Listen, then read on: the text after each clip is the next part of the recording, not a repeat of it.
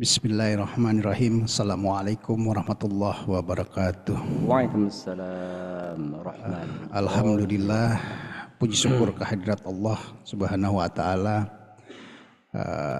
Kita tiba di hari Jumat lagi ya. Seperti biasa kita ba'da subuh ada kajian tafsir tematik dan ini mudah-mudahan kita di dalam hati juga bersyukur bahwa kita bisa hadir di dalam kajian, menambah pengetahuan sehingga tentunya bisa membuat kehidupan kita menjadi lebih baik, karena apapun itu ilmu adalah sangat penting di dalam kita beribadah, dalam kita hidup di dunia ini untuk mencapai tujuan kita hidup di akhirat nanti insyaallah.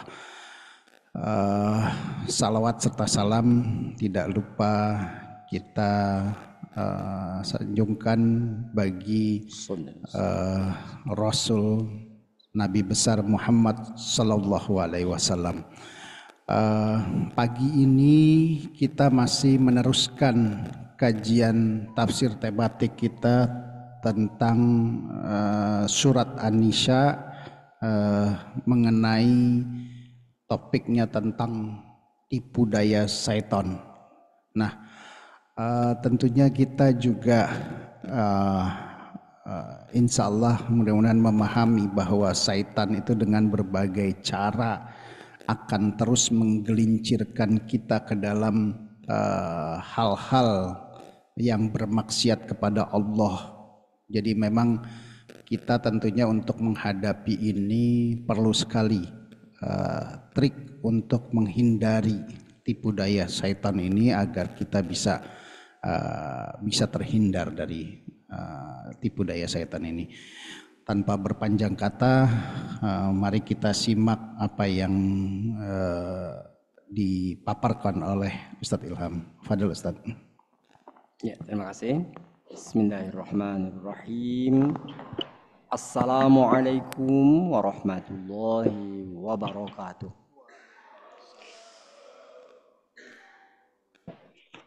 Alhamdulillahi Rabbil Alamin. Wassalatu wassalamu ala ashrafil anbiya'i wal mursalin Sayyidina wa maulana Muhammadin wa ala alihi wa sahbihi ajma'in.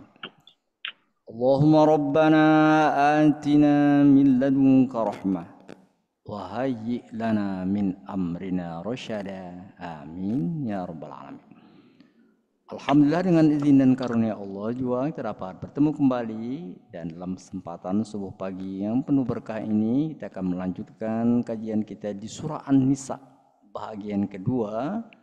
Bila pada pekan yang lalu kita telah membahas surah An-Nisa tapi konsentrasinya kepada kata-kata qawwamun, maka pada kesempatan yang kedua ini kita akan membahas surah An-Nisa dengan mengambil judul yang tertera di ayat 76, yaitu kaidah syaitan. Ayat 76 itu lengkapnya berbunyi, alladzina amanu yuqatiluna fi sabilillah walladzina kafaru yuqatiluna fi sabilit taghuti faqatilu awliya asyaitan inna kaida syaitani kana dha'ifa. Jadi ada kata-kata kaidah syaitan, itulah yang kita angkat menjadi topik dalam membahas surah An-Nisa ini. Semoga kiranya dengan mengkaji topik ini kita akan terhindar dari tipu daya syaitan. Amin ya rabbal alamin. Kita masuki pembahasan pertama, arti dan makna, dengan melihat terjemahan ayat 76. Silakan. Orang-orang yang beriman berperang di jalan Allah, dan orang-orang yang kufur berperang di jalan Tauhid. Perangilah kawan-kawan setan itu, sesungguhnya tipu daya setan itu lemah. Iya. Jadi Jadi ayat ini mengisyaratkan bahwa hidup ini penuh perjuangan. Bahkan hidup itu sendiri adalah perjuangan. Jadi kita berjuang, kita sadari atau tidak, kita hidup ini berjuang. Dan tidak ada seorang manusia pun yang lahir, melainkan telah ada musuh yang menanti. Jadi kita manusia ini, sejak lahir sudah dinanti oleh musuh. Tidak ada seorang pun yang tidak punya musuh. Jadi dikatakan kita terlahir mempunyai musuh. Dan itu mengisyaratkan hidup ini penuh perjuangan. Orang-orang yang beriman akan berjuang di jalan yang benar. Orang-orang yang tidak beriman berjuang di jalan yang salah. Dan finalnya nanti di hari akhir. Itu makanya dikatakan yaumul akhir. Jadi musuh manusia sejak dahulu. Dan Allah katakan jadikan dia sebagai musuh adalah syaitan. Tapi Allah ingatkan, tipu daya setan itu lemah. Nah, itu suatu rahasia yang Allah berikan kepada kita. Setan itu lemah kalau nipu.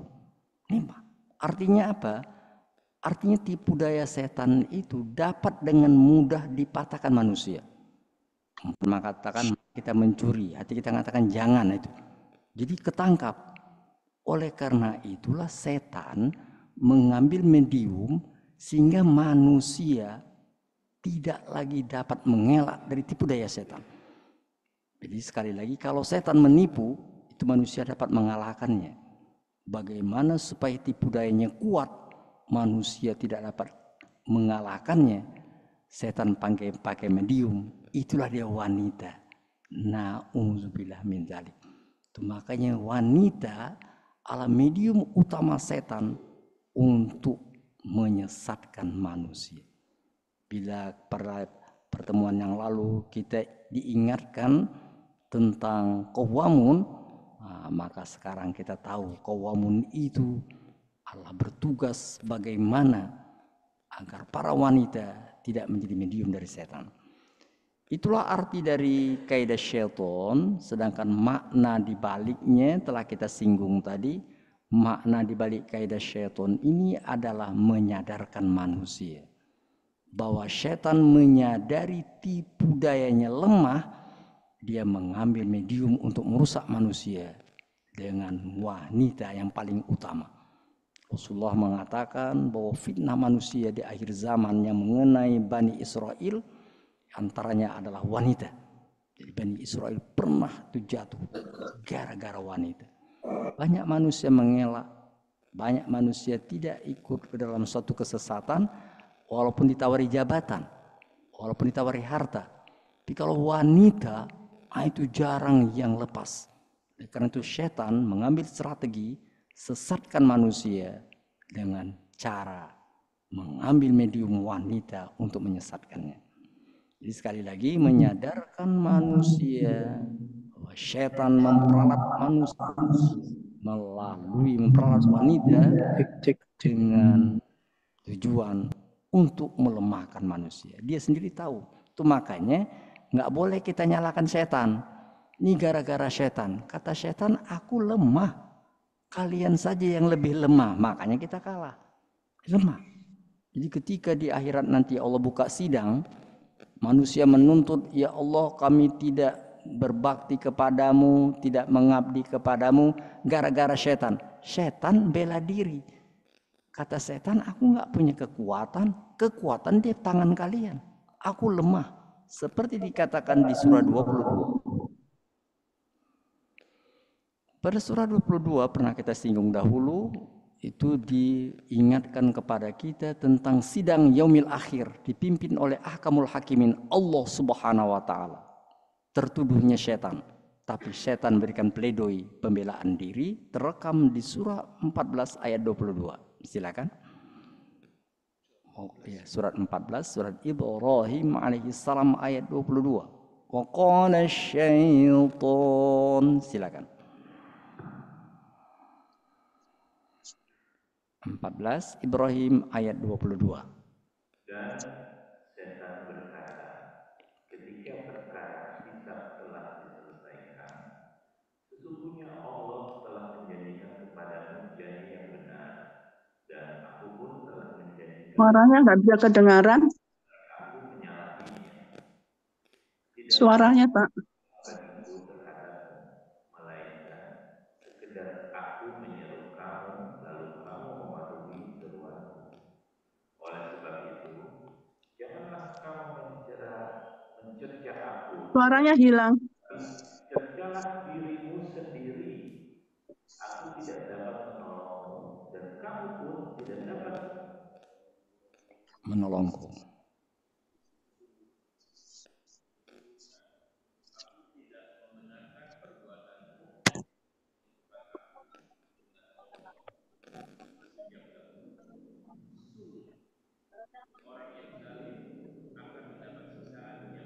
Nah, itulah dia. Intinya adalah setan mengatakan, aku tidak punya sultan, nggak punya kekuatan. Aku hanya mengajak.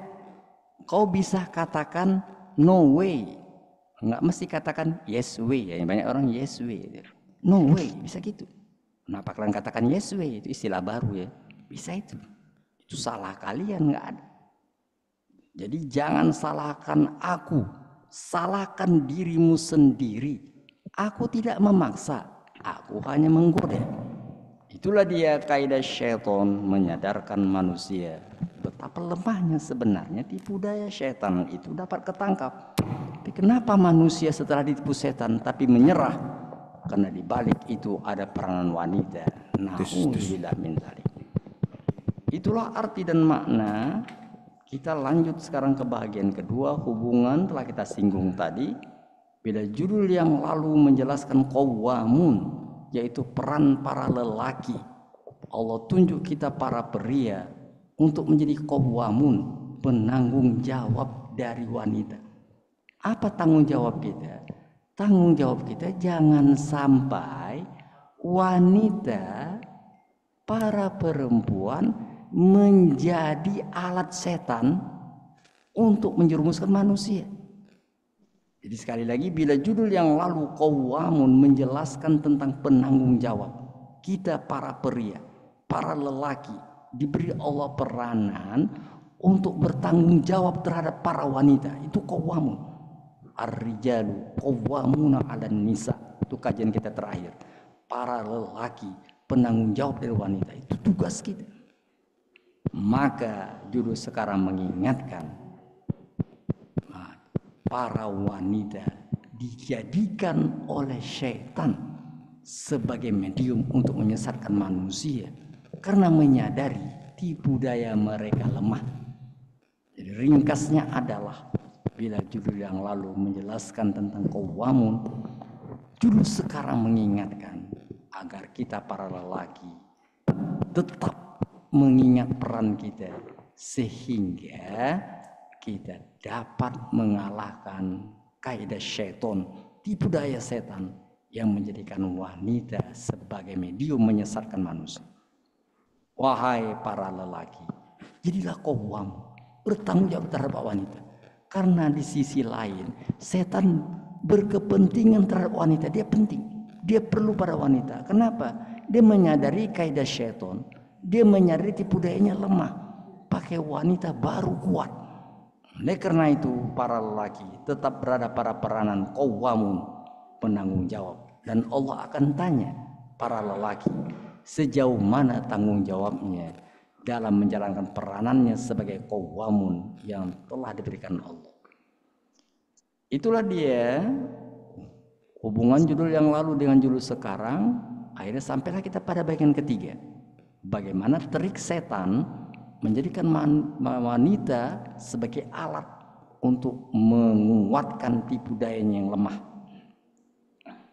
Nah, pada surah An-Nisa ini kita akan ambil 3 cara setan menjadikan wanita sebagai alatnya sehingga tipu dayanya menjadi kuat. Pertama, setan menjadikan mulut wanita itu manis. Mempunyai daya magis.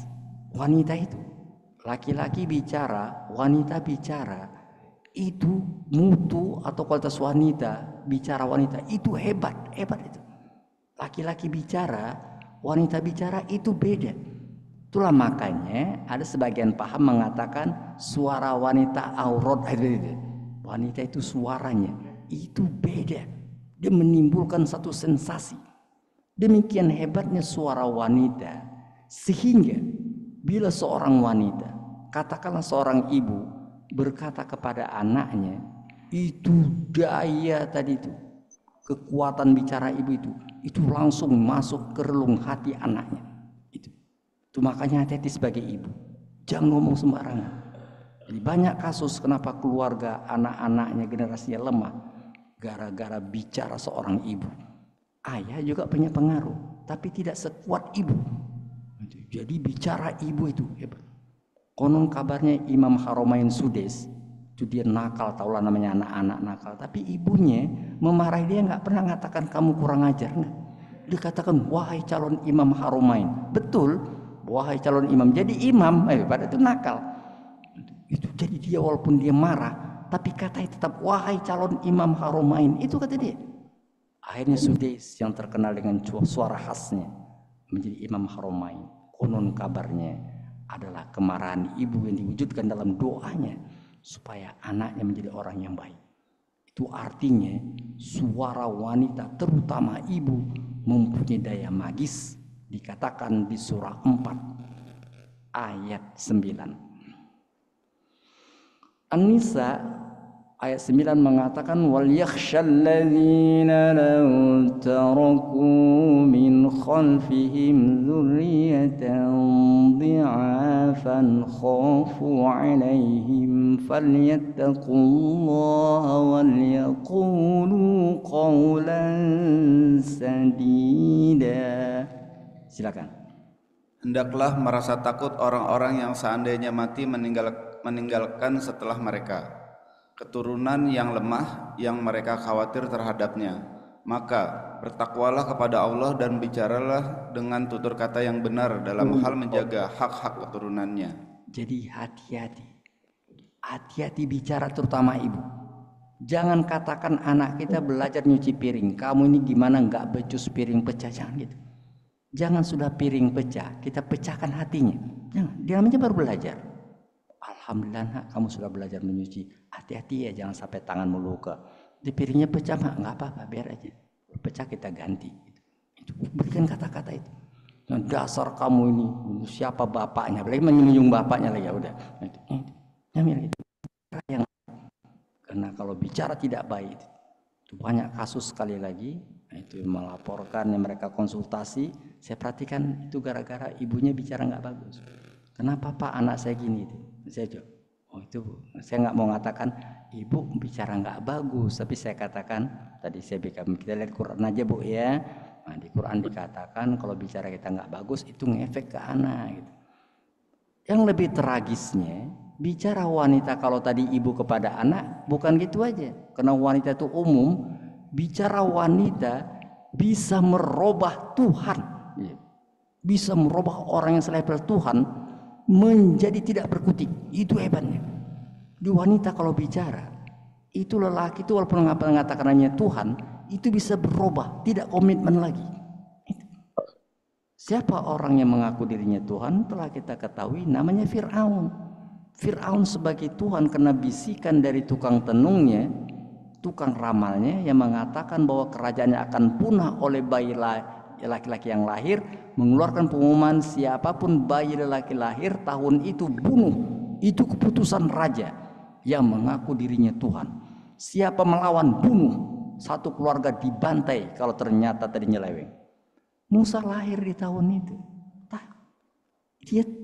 Dia disembunyikan, ibunya nggak ketahuan dia dilahirkan, tapi ibunya dilema. Mau tadi memelihara Musa, konsekuensinya keluarga dibantai kalau ketahuan, atau membiarkan Musa tadi mati itu. Tapi pesan ibu tentulah tidak begitu. Akhirnya apa? Kata Allah, hanyutkan Musa. Kau pelihara boleh, kami akan lindungi, tapi hanyutkan. Dihanyutkan ibunya di Sungai Nil. Istri Fir'aun lagi main ke pinggir sungai, melihat ada yang dihanyutkan, dia katakan ambil. Rupanya Musa berada dalam peti itu, dalam tabut itu. Dan istri Fir'aun menggendong Musa kecil menghadap Fir'aun. Apa katanya? Ini bayi kecil ini, aku cinta padanya, jangan bunuh, kita angkat jadi anak. Apa kata Fir'aun? Iya bu, iya bu. Coba itu. Itu raja ngaku Tuhan kalah dengan wanita. Jadi bicara wanita bukan saja membuat perasaan anak menjadi galau, tapi bisa merubah satu keputusan seorang raja bahkan mengaku Tuhan. Dan itu mempengaruhi keadaan negara. Wanita bisa tadi mempengaruhi keputusan seorang yang mengaku dirinya raja, bahkan mengaku dirinya Tuhan. Dikatakan di surat 28. Pada surat 28 ayat 9. Al-Qasas, kita langsung baca terjemahannya. Surah 28 itu surah Al-Qasas, wa qalat imra'atu fir'auna qurratu 'ainin li wa lak. Ayat 9. Istri Fir'aun berkata kepadanya, anak ini adalah penyejuk hati bagiku dan bagimu. Janganlah kamu membunuhnya. Mudah-mudahan dia memberi manfaat bagi kita atau kita mengambilnya sebagai anak. Mereka tidak menyadari bahwa anak itulah Musa yang kelak menjadi sebab kebinasaan mereka. Itu enggak tahu dia. Itulah dia tipu daya setan, tapi tipu daya Allah membalasnya lebih hebat lagi. Bagaimana tadi setan supaya dapat menggolkan tadi misinya? Dia ambil istri Fir'aun, wanita. Suara wanita, kata-kata wanita bisa merubah satu keputusan negara yang diucapkan oleh seorang raja, bahkan mengaku dirinya Tuhan. Jadi artinya apa? Tuhan kalah dengan wanita, kalah. Fir'aun mengaku Tuhan, kalah. Bapak jangan bunuh anak ini. Ya bu, gitu. Kalah Tuhan. Siapa yang mengalahkan Tuhan? Wanita. Itu makanya setan tahu benar itu. Keputusan seorang menteri bisa berubah. Tahu menteri itu ini salah istrinya. Seharusnya istrinya tadi dihukum. Tapi malah dibalikkan fakta. Yusuf lah yang dituduh berbuat serong. Padahal itu kontra dengan fakta. Kalangan atas tahu ini yang salah bukan Yusuf. Tapi raja, menteri, suami dari wanita itu mengatakan Yusuf salah. Itu.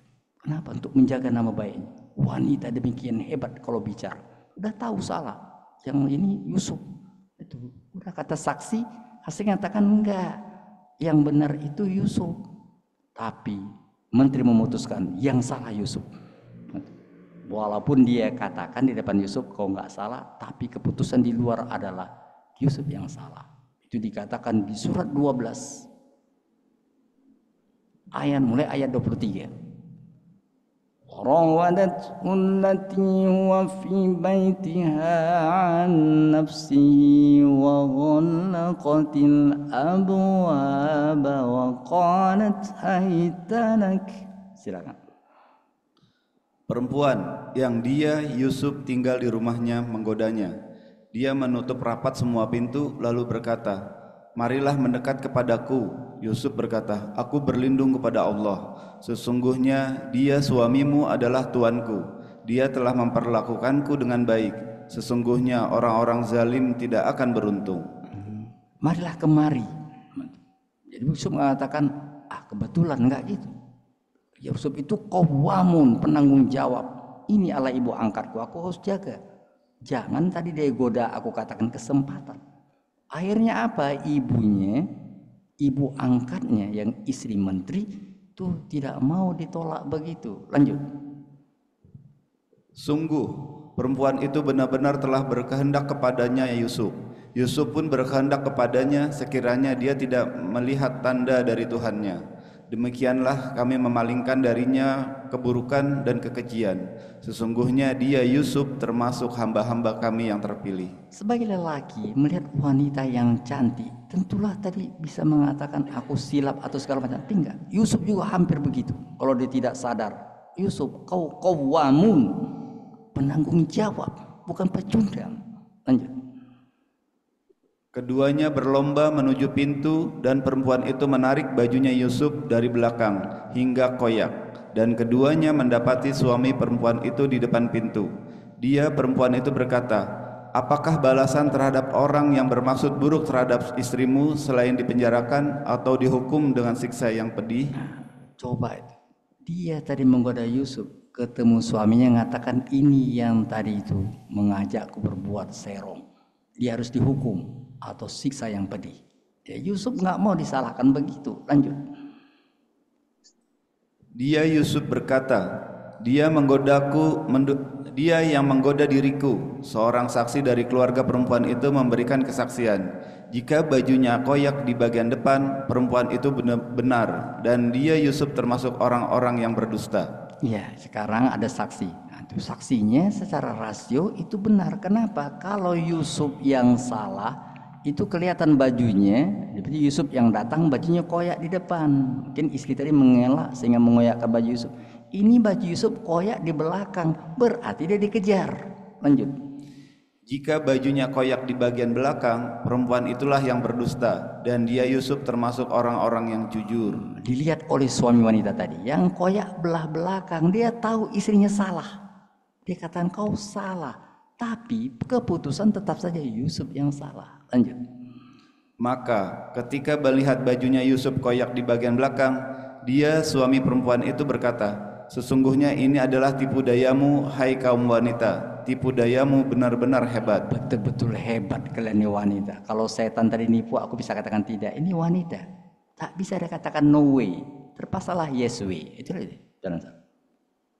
Jadi tipu daya wanita melalui kata-kata merusak generasi, yaitu anak-anak dan keturunannya. Tipu daya wanita melalui kata-kata merusak suami yang menjadi raja atau bahkan Tuhan sehingga mempengaruhi negara.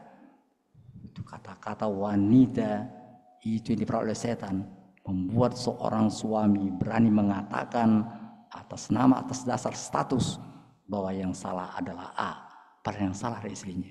Itu hebatnya setan itu, menggunakan mulut wanita untuk membuat kebenaran menjadi sirna dan tertutupi. Itulah dia yang pertama, kaidah syaitan, menjadikan wanita sebagai alat melalui mulut wanita yang tajam, sehingga seorang anak, seorang suami, seorang pejabat menjadi tidak berkutik oleh karena kata-kata wanita. Itu satu. Yang kedua, setan tadi menggunakan mulut wanita untuk merusak tatanan kebenaran. Itu nomor satu, melalui kata-kata. Yang kedua adalah setan menjadikan wanita melupa, menjadikan wanita lupa dengan status utamanya. Jadi merusak wanita yang sebagai mitra ilahi menjadi mitra syaitoni. Jadi mitra ilahi seharusnya. Caranya apa? Caranya setan tahu wanita ini mitra ilahi. Rusak dia. Rusaknya bagaimana? Rusak melalui rahimnya. Jadi merusak melalui rahimnya artinya wanita dibuat statusnya sehingga nggak suka jadi wanita, maunya jadi pria. Atau pria malah ingin jadi wanita, nggak jelas status wanita. Jadi setan menjadikan wanita, merubah status wanita menjadi tidak jelas, menjadikan wanita tidak menyukai fungsi dan peran sebagai wanita, merusak rahimnya dengan cara wanita tadi dijadikan Allah sebagai mitra karena rahimnya, dirusak rahimnya. Itu bisa dengan tadi melakukan hubungan terlarang yang banyak mulai perzinaan atau hubungan bebas dari setan. Sehingga apabila seorang melakukan hubungan di luar pernikahan, status anaknya bukan lagi ke ayah. Nah, itu nggak jelas, merubah itu. Setan memang berkepentingan merusak generasi manusia. Kalau tadi melalui kata-kata, sekarang melalui membuat wanita kehilangan status. Jadi yang kedua adalah melalui perubahan status, dibuat wanita tadi tidak menjadi status utamanya sebagai mitra ilahi. Dia akan bekerja sama dengan syaitoni. Nauzubillah min dzalik. Pada surat 4 ayat 15 dikatakan begini. Allati yatinal fahishata min nisaikum. Silakan. Para wanita yang melakukan perbuatan keji di antara wanita-wanita kamu, maka mintalah kesaksian atas perbuatan kejinya dari 4 orang di antara kamu. Apabila mereka telah memberikan kesaksian, tahanlah mereka para wanita itu dalam rumah sampai mereka menemui ajal atau sampai Allah memberi jalan yang lain kepadanya. Nah, jadi para ahli tafsir itu mengajari kita tafsir begini caranya. Coba lihat nanti ya. Jadi pelajaran tafsir dan pelajaran cara menafsir itu, cara kita menafsir itu kita bisa lihat kata-kata. Coba lihat surat 5. Sama-sama kita lihat surat 5 ayat 38. Bunyinya apa? Surah Al-Maidah ayat tadi. 38. Wahai orang-orang yang beriman, jadilah kamu penegak kebenaran. Bukan 8, 38. Adapun orang laki-laki maupun perempuan yang mencuri. Titik. Ayat 38 itu bunyinya begini.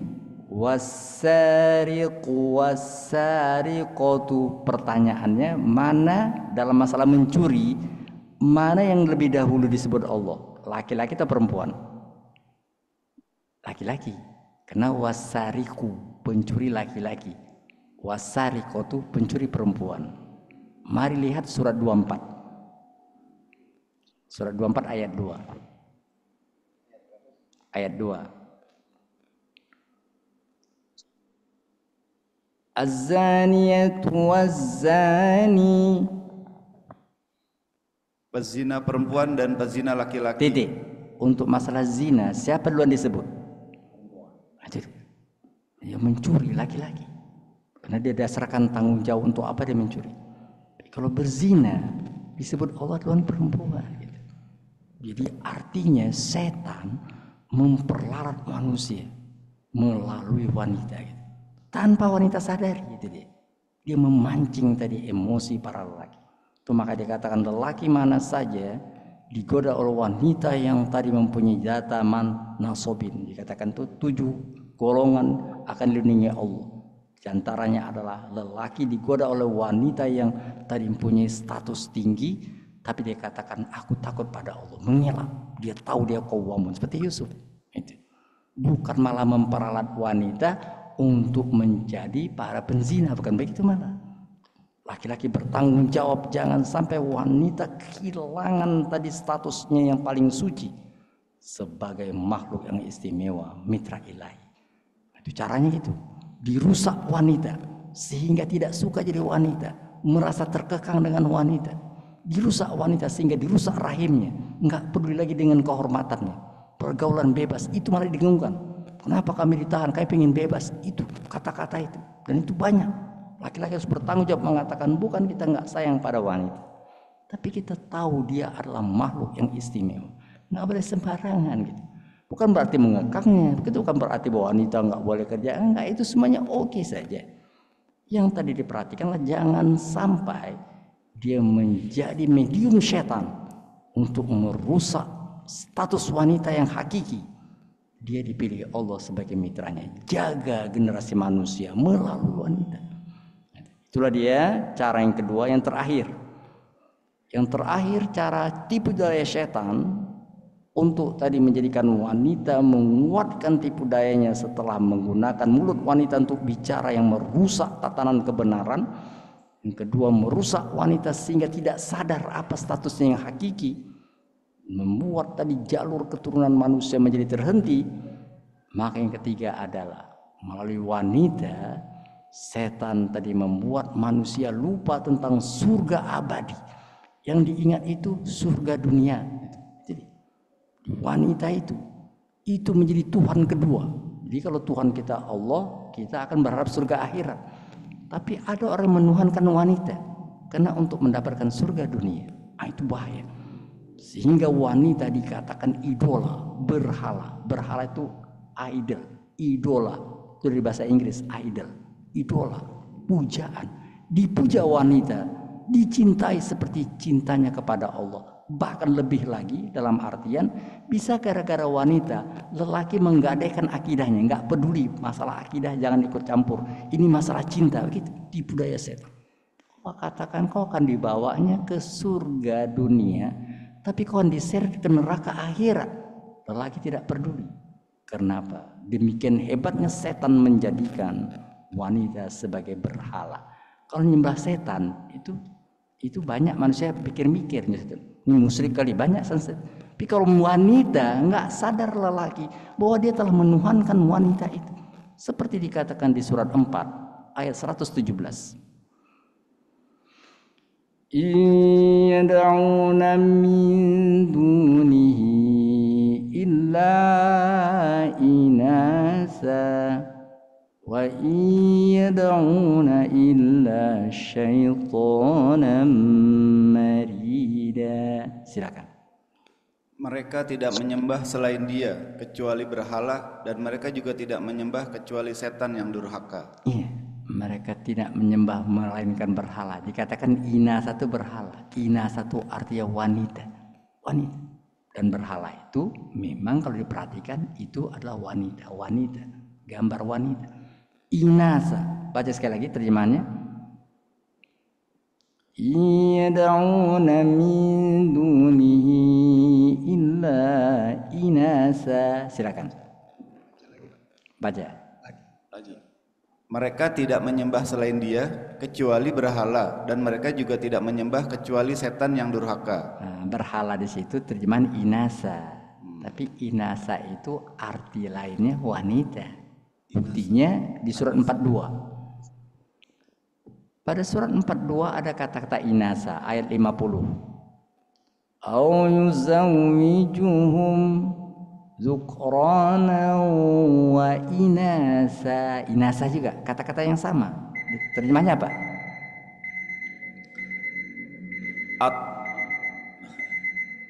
Atau Dia menganugerahkan keturunan laki-laki dan perempuan. Iya kan, inasa perempuan.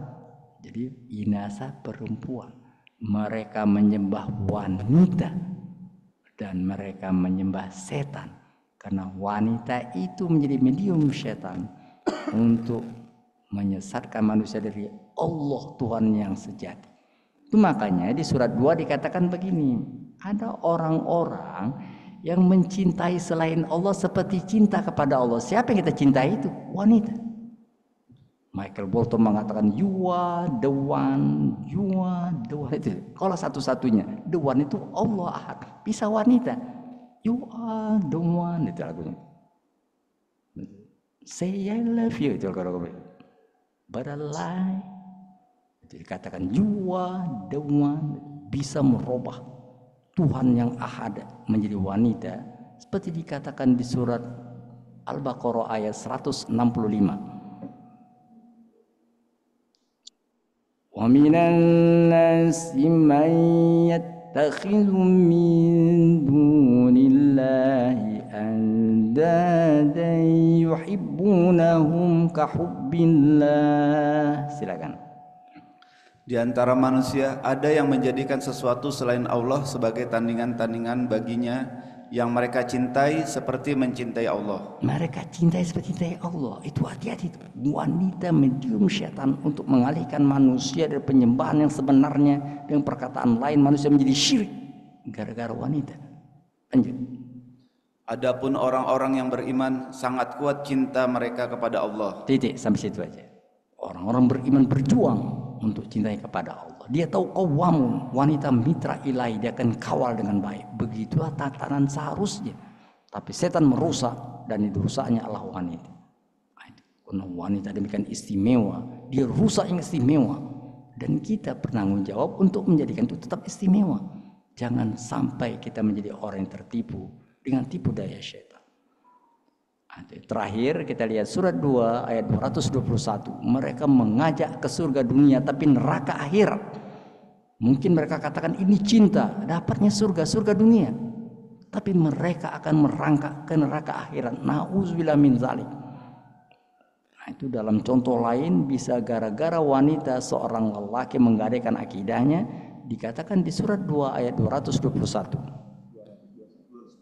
221 walan tankihul musyrikati hatta yu'min. Silakan. Dan janganlah kamu nikahi perempuan musyrik sebelum mereka beriman. Sungguh hamba sahaya perempuan yang beriman lebih baik daripada perempuan musyrik, meskipun dia menarik hatimu. Dan janganlah kamu nikahkan orang laki-laki musyrik dengan perempuan yang beriman sebelum mereka beriman. Sungguh hamba sahaya laki-laki yang beriman lebih baik daripada laki-laki musyrik, meskipun dia menarik hatimu. Kenapa? Terusnya. Mereka mengajak ke neraka, sedangkan Allah mengajak ke surga, dan ampunan dengan izinnya menerangkan ayat-ayatnya kepada manusia agar mereka mengambil pelajaran. Itulah dia kaidah syaitan, tipu daya syaitan yang lemah menjadi kuat karena dia mengambil wanita sebagai medium. Caranya adalah melalui kata-kata yang diucapkan oleh wanita, baik seorang ibu ataupun seorang istri. Kedua, dia akan menggoda manusia melalui wanita dengan cara wanita tidak menyukai statusnya yang suci. Dia ingin bebas, kata-kata bebas tanpa syarat yang membuat dia kehilangan jati dirinya. Dan ketiga adalah menjadikan wanita mediumnya untuk mengalahkan Tuhan, sehingga gara-gara wanita bisa orang menuhankan bukan saja Allah tapi menuhankan yang lain, yaitu mencintai wanita itu seperti cinta kepada Allah. Menuhankan wanita itu bahkan lebih parah lagi, bisa tidak mempedulikan Allah sama sekali. Nauzubillah min dzalik. Kita para wanita, para lelaki adalah qawamun, kawal para wanita kita. Jangan sampai mereka terperangkap dengan 3 trik setan tadi, sehingga wanita tetap menjadi nisaan, wanita-wanita terhormat yang Allah ciptakan untuk menjadi mitra ilahi, dan kita sebagai lelaki sebagai qawamun, penanggung jawabnya. Mudah-mudahan kita dapat menyadari ini sehingga kehidupan kita selalu dalam ridho dan rahmat ilahi. Amin ya rabbal alamin. Shadaqallahun azim. Assalamualaikum warahmatullahi wabarakatuh. Waalaikumsalam warahmatullahi wabarakatuh. Baik, menarik ini barangkali masalah bagaimana kita menempatkan posisi wanita di satu sisi barangkali penting sekali, karena wanita menjadi hal yang penting dalam tonggak pendidikan di rumah barangkali untuk bapak-bapak ya, yang tentunya kita mempercayakan kepada istri-istri kita untuk mendidik anak-anak kita. Tapi tentunya dari kajian pagi ini kita sadar bahwa wanita juga adalah hal yang utama yang digunakan oleh setan untuk menggelincirkan kita. Baik, selanjutnya barangkali ada pertanyaan dari bapak-bapak.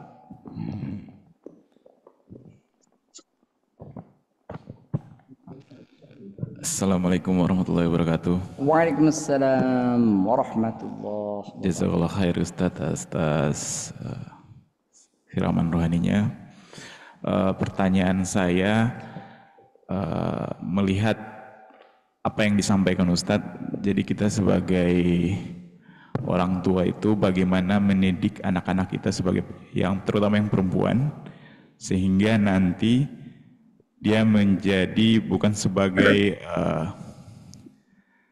wanita-wanita yang dalam tanda kutip tidak soleha, tetapi menjadi wanita-wanita yang justru jadi wanita yang soleha. Nah itu tips dan triknya kira-kira gimana Ustadz?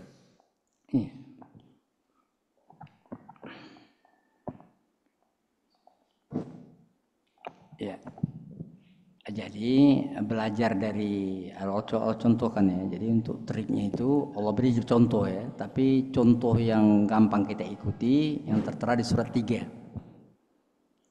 Surat 3 itu belajar dari kasus keluarga Imran. Surat 3 itu keluarga Imran, tapi cara mendidik wanita itu dikatakan melalui ayat 35-nya. In qalat imra'atu Imran rabbi inni nadartu laka ma fi batni muharraran fataqabbal minni. Silakan.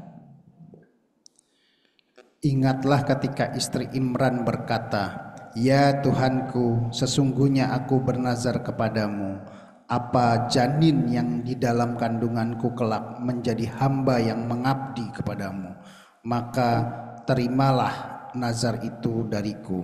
Sungguh Engkaulah yang Maha Mendengar, Maha Mengetahui." Artinya janji dan harapan. Ya Allah, semoga anak yang dalam kandunganku ini menjadi anak yang soleh. Doa, intinya doa. Jadikan dia ya Allah anak yang soleh. Berikan aku kekuatan untuk menjadikannya anak yang soleh. Aku bernazar ya Allah, berjanji kalau kau berikan aku anak ini, aku akan jadikannya anak yang soleh. Jadi arahnya bagaimana anak ini menjadi soleh. Kita tahu tugas kita itu amanah Allah. Kalau kita diperkenankan dapat amanah itu, maka kita akan ingat bahwa yang berikan amanah itu ingin kita anak yang soleh. Jadi bernazar, berjanji, ya Allah, kalau kau beri aku kesempatan berkepan amanah ini, aku akan jadikan dia soleh. Karena itulah amanah Allah. Satu, lanjut. Falamma wada'atha qalat.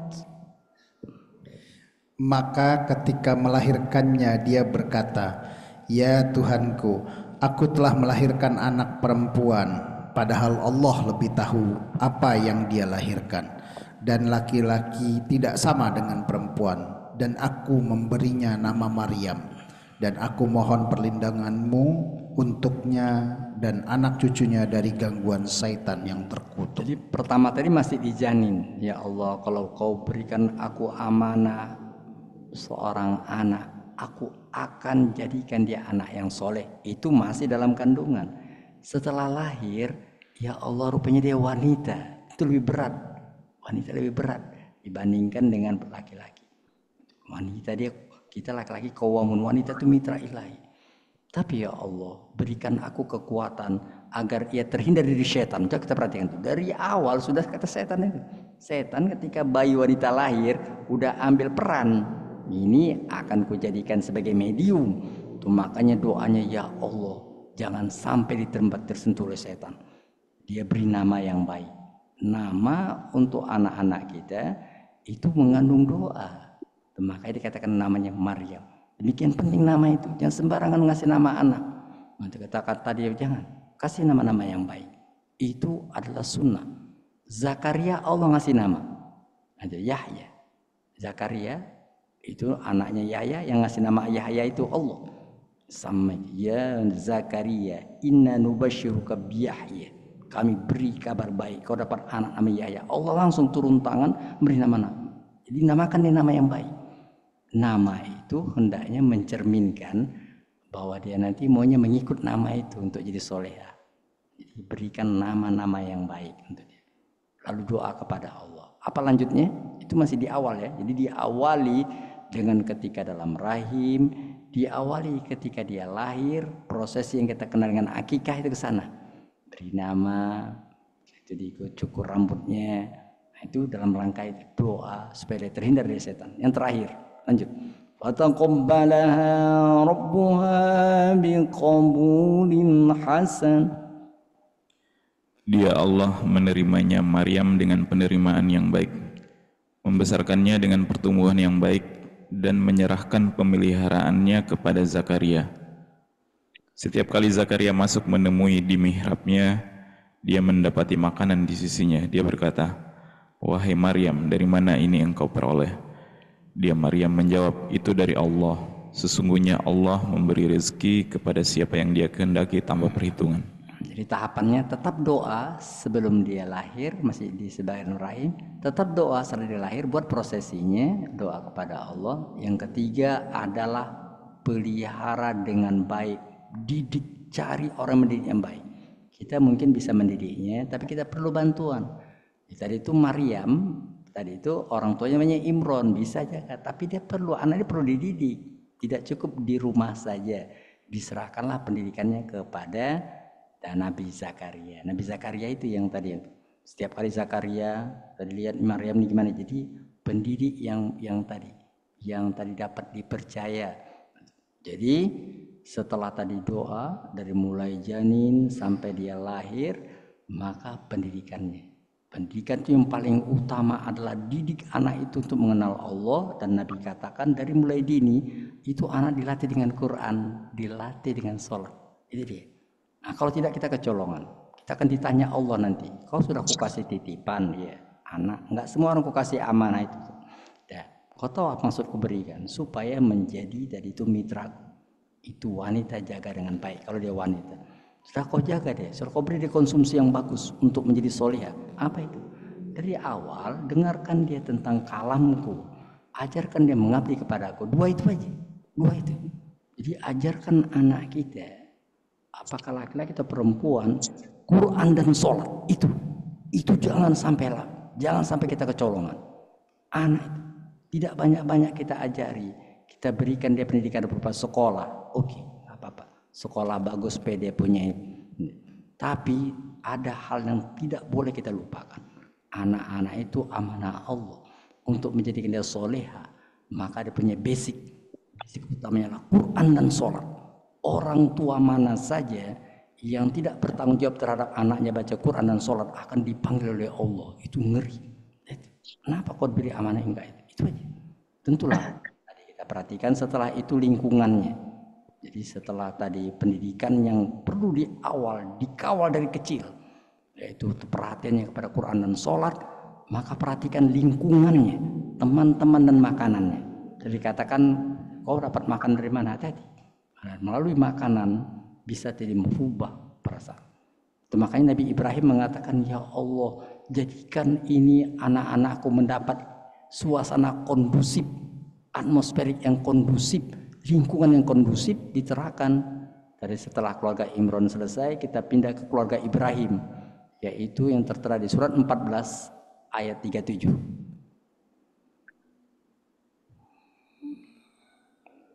Dimulai ayat 36, Ibrahim juga khawatir anaknya menjadi medium setan. Kita mulai 36. Ya Tuhan, berhala-berhala itu telah menyesatkan banyak dari manusia. Barang siapa mengikutiku, maka orang itu termasuk golonganku. Dan barang siapa mendurhakaiku, maka engkau maha pengampun, maha penyayang. Ya Allah, ku tempatkan keturunanku agar mereka mendapatkan lingkungan yang baik. Lanjut. Rabbana. Ya Tuhan, sesungguhnya aku telah menempatkan sebagian keturunanku di lembah yang tidak mempunyai tanam-tanaman di dekat rumah Engkau, Baitullah, yang dihormati. Ya Tuhan, yang demikian itu agar mereka melaksanakan sholat.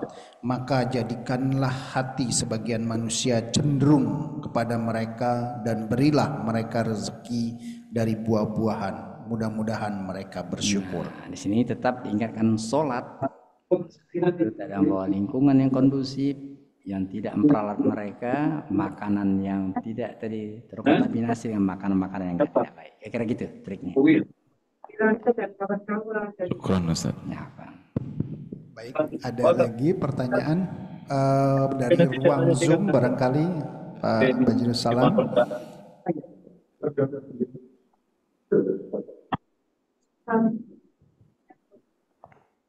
Mas. Pak Bajus ya, tanya ya. Pak Bajus mau nanya, silakan. Pak Bajus. Barijus, Pak. Maaf Pak, ini saya nggak pakai Zoom, nggak pakai foto.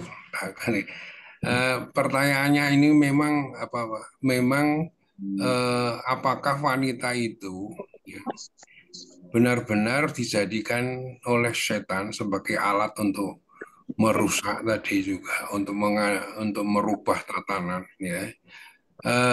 Sedangkan setan itu kan hanya mempengaruhi saja, tapi kemudian wanita-wanita itu tertarik untuk berbuat seperti itu. Nah, berapa peranan dari diri wanita itu untuk mengikuti, dan bagaimana supaya dia tidak terlanjur mengikuti setan dijadikan sebagai alat untuk merusak. Terima kasih Pak. Iya. Iya, jadi memang tentang wanita itu tadi, jadi peralat itu bisa dilihat kalau dari surat tafsir itu kata-kata di surat 3. Imran ada kata-kata begini, ayat 14. Zuyyina linnasi hubbus syahawati minan nisa. Silakan. Surat 3 ayat 14. Dijadikan terasa indah dalam pandangan manusia cinta terhadap apa yang diinginkan, berupa perempuan-perempuan, anak-anak, harta benda yang bertumpuk dalam bentuk emas dan perak, kuda pilihan, hewan ternak, dan sawah ladang. Itulah kesenangan hidup di dunia, dan di sisi Allah lah tempat kembali yang baik. Jadi manusia itu dia dijadikan indah dalam pandangannya untuk melihat berapa item dicintai. Yang nomor satu adalah wanita itu. Setan tahu itu wanita ini pasti kalau orang sama wanita kalah. Itulah makanya setan berusaha sekuat mungkin untuk menjadikan manusia wanita sebagai umpannya. Tapi nggak semua wanita begitu. Nggak semua wanita bisa. Tapi dari laki-laki dengan wanita, itu wanita menjadi sasaran empuk. Seperti dikatakan wanita itu dia punya sisi kelemahan. Wanita itu dia punya sisi kelemahan, dia suka keindahan. Wanita itu indah. Makanya zuyina jadikan indah, dia punya keindahan itu. Laki-laki qawwam. Kalau perempuan itu zuyina, zina. Dia almar'atu dikatakan al dunya mata'un wa khairu mata'ya almar'ah. Dunia ini sebenarnya kesenangan terbaik adalah wanita yang soleh. Seharusnya itu dikatakan Nabi itu, dunia ini wanita itu dikatakan Nabi. Tapi kalau dia soleh itu baik dunia ini. Tidak semua wanita bisa jadi korban. Kebanyakan manusia wanita jadi korban. Itu jangankan di level ini, di level Nabi aja. Di level Nabi itu pernah istri Nabi itu karena namanya tadi suka keindahan, itu mereka tergoda juga. Ini istri orang lain punya perhiasan. Kami istri Nabi, padahal kan Nabi kan bisa tinggal minta aja. Kok kami gini-gini aja? Nah, sehingga kalau katakan, "Ai Muhammad, kalau istrimu model begini, kau takut nanti tergoda, udah tinggalkan aja." Dikatakan di surat 33 begini. Surat 33 ayat 28. 28. Silakan. 33:28. Wahai Nabi, katakan kepada istrimu. Wahai Nabi, katakanlah kepada istri-istri, jika kamu menginginkan kehidupan dunia dan perhiasannya, maka kemarilah agar kuberikan kepadamu mut'ah dan aku ceraikan kamu dengan cara yang baik. Sampai begitu dasarnya. Wanita itu senang keindahan. Laki-laki suka juga keindahan, tapi wanita itu itulah keindahan itu sendiri. Sehingga melekat sama dia keindahan itu. Oleh karena itu wanita mesti hati-hati. Dia memang indah. Wanita itu indah. Makanya dia boleh pakai perhiasan itu sama wanita. Kok pakai perhiasan nggak ada masalah karena dia melekat dengan keindahan. Laki-laki kalau nanti terlalu indah itu minor jadinya. Itu. Dia melekat. Itu hati-hati. Dia pingin agar tetap eksis keindahan itu. Dia butuh keindahan itu. Nah, setan memperalat karena wanita pingin itu gitu. Lelaki tentulah menyukai keindahan, tapi tidak seintens wanita. Nah, wanita itu memang zina, itu menjadi bagian dari dirinya, karena dia menyandang tadi sebagai rahim. Kita rohmannya kawal, jangan sampai keindahan itu wanita lupa keindahannya itu untuk menjadi mitra ilahi. Jangan indah itu untuk merusak laki-laki. Kira-kira gitu, Pak Jeris. Ya, terima kasih Pak Ustaz. Baik, barangkali ada satu lagi pertanyaan masih kita bisa ini kan, Bapak-bapak di ruang Zoom atau di sini? Sudah. Iya. Baik, itulah barangkali perlu kita sadari bahwa wanita ini barangkali memang terlalu seksi sampai setan pun memanfaatkan wanita untuk barangkali menjadi media untuk menyesatkan kita manusia barangkali. Tapi ini juga tidak terlepas dari tanggung jawab kita laki-laki sebagai qawam ya Ustadz ya, sebagai pemimpin untuk bisa baik itu sebagai orang tua ataupun sebagai suami. Jadi ini pesan yang kalau menurut saya tidak pernah lepas barangkali untuk kita sadari agar kita bisa menjadi lebih baik, karena apalagi kita barangkali kita punya ilmu, punya akidah, jangan pernah lepas untuk membaca Quran barangkali untuk kita bisa bertambah ilmu, dan jangan lupa juga untuk mendatangi majelis ilmu untuk kita menambah ilmu. Baik, ada tambahan dari, mohon maaf barangkali Pak Syahrir, terakhir penutup untuk supaya kita bisa lebih cepat selesai karena Ya, masih. Assalamualaikum warahmatullahi wabarakatuh. Waalaikumsalam warahmatullahi wabarakatuh. Pak Ustadz yang saya hormati, Bapak Ibu sekalian, memang sangat komprehensif ya. Kalau kita menyimak dengan benar, saya pikir nggak usah diulangi lagi sebenarnya. Tapi yang saya catat adalah poin-poin yang mungkin selama ini kita tidak pernah mendengarkan atau juga tidak tidak memperhatikan, itu mitra ilahi ini, Pak. Dan kaitannya dengan setan. Jadi, dan tadi juga sebagai contoh itu ya, lingkungan. Jadi di samping kita sebagai ya insan-insan tadi, tapi juga ada pengaruh dari setan dan lingkungan. Di samping yang terakhir tentang Nabi sendiri juga punya satu konsep yang jelas ya. Jadi istri jangan ya istilahnya terlalu memperhatikan dunia kan gitu. Jadi ini sikap Nabi juga jelas sebagai panutan kita. Saya pikir demikian. Jadi sekali lagi saya berharap sebetulnya materi ini bisa dijadikan tidak hanya, sekarang kita akan dengar kesetaraan gender gitu ya. Nah, itu makin parah lagi itu Pak. Ya kan setara itu kan berat itu. Padahal sebenarnya yang penting menurut saya adalah status, fungsi, dan peran ya. Laki dan perempuan ini sangat jelas. Bagaimana lingkungan yang kita ciptakan, saya pikir juga satu masalah sendiri, komunitas kita bagaimana supaya ini mendukung. Saya pikir demikian dari saya, mudah-mudahan ada manfaatnya. Terima kasih Pak Ustadz. Kajiannya sudah yang episode 3 Pak ya. Episode 3 luar biasa ini. Demikian, terima kasih. Wabillahi taufiq wal hidayah. Assalamualaikum warahmatullahi wabarakatuh. Waalaikumsalam warahmatullahi baik, wabarakatuh. kita tiba di ujung acara kita pagi ini. Mudah-mudahan bermanfaat buat kita, menambah ilmu kita dalam di dunia ini. Barangkali kita berperang dengan setan ya. Mudah-mudahan ini bermanfaat buat kita dan bermanfaat buat bekal kita mendidik anak-anak kita. Barangkali untuk penutup, Fadil Ustadz minta tolong Ustadz tutup dengan doa. Marilah sama-sama kita berdoa dengan doa kafaratul majlis. Subhanakallahumma wa bihamdika astaghfiruka wa atubu ilaih. Assalamualaikum warahmatullahi wabarakatuh. Waalaikumsalam warahmatullahi wabarakatuh. Terima kasih Pak Ustadz.